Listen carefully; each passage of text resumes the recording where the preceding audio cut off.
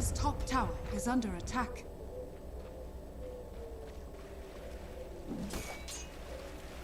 Shiny! Dire's top tower is under attack.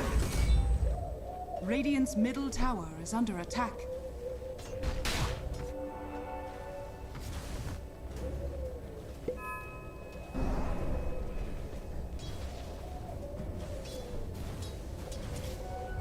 Dire's top tower is under attack.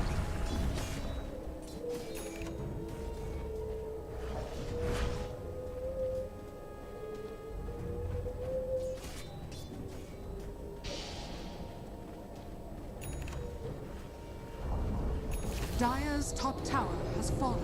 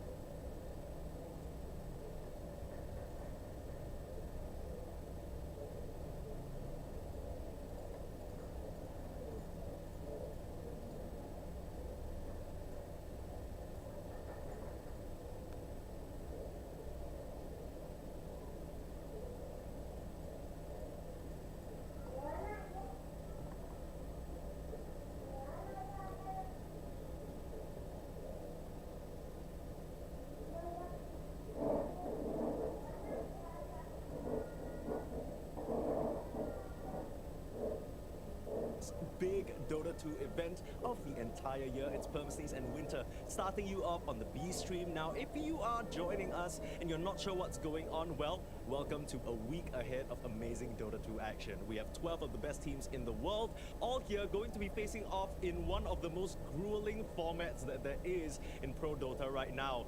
66 best of ones in the next 3 days, Winter. That's crazy. Imagine the amount of cheese that can come out. 66 VO1s. Oh my god, I don't even wanna. I mean, we'll witness it firsthand. We have 22 best of ones every single day, split between stream A and stream B. And if you're here, you're watching us on the B stream, of course, you can find the main stream at Blast Slam Dota anywhere, Twitch, Kick, YouTube. But let's walk through the format. Of course, these teams are playing for 1 milli. No shortage in prize money there. But of course, for week 1, we're starting things a bit tame as 66 best of ones can be. You know, everyone's going to be playing remotely for now. You need to fight for the chance to make it to Malta. And if you guys aren't familiar with the Slam format, it's kind of similar to some of the previous Slam formats, at least the initial stages, right? Best of ones all the way through. Top 8 teams make it to the play-in stage, but then the first and second seeded teams make it directly to the semi-final. So if you place first, you place second, you hop in straight over to Malta, you can book your flights, you can take a chill pill. But for the teams that place 3rd to 8th, that's where you have a later play-in stage. After the group stage, there are best of 3s to decide who moves on, who places in what spot, and that's kind of what we have in store. Of course, once that's all settled, That's where the 6 teams fly off to Malta, and we have best of 5 playoffs. This is the first time, I think, in a long time that we're having a format like this. So going from best of 1s, chaos non-stop in these 3 days, and then you fly to Malta, you play nothing but best of 5s, it is a big gear switch, Winter. Yeah, the best of 5 that definitely helps. You know, if you have a lot of people behind the scene that can help you prepare, like at least in a long series, it helps you, you know, compete better. You know, like compete for this awesome prize pool that you see in front of your eyes. Yeah, exactly. It's basically 1 million split down all the way to the 12th. And that's kind of one of the nice things about Blast Slam. I think other tournaments, sometimes, you know, you finish 7th to 12th, you don't get shit. It's tough out here, but speaking of all those people in the backlines, I think all the top teams in the world now, if they don't have a coach, they've got an analyst, they've got performance staff. So all of these people are going to get a very nice cut of the prize pool. First place, $300,000. That is nothing to sneeze at, that's for sure. But prize pool aside, of course, there is glory on the line.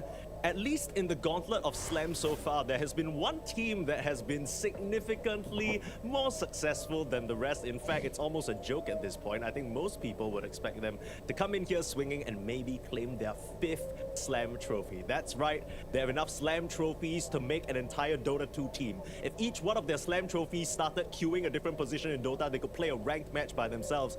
Tundra Esports, and these names should not be unfamiliar to anybody on our stream. I mean, these guys, they're the real deal, right? They are the ones to beat.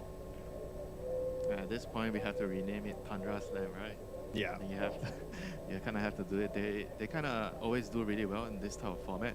I've been talking to you about it like yesterday, about like how teams that sometimes you have a lot of BO1, so it kind of rewards the teams that have the better initial ideas when they go into the tournament, so they'll be rewarded. And then in the following format, you kind of have to, you know, add in some prep to be able to do well in that longer, I think, series as well. But I think Tundra, they kind of do really well in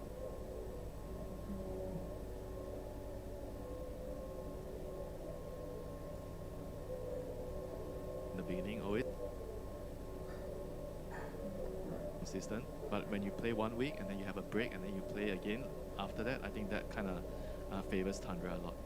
Yeah. On the flip side, though, we have a team that is of the complete different complexion, right? Rekonix. This might be the first time that many of you watching this stream are hearing of these team. Well, for us, me and Winter, we're familiar because these are our boys out of Southeast Asia, Indo Pride, as some might say.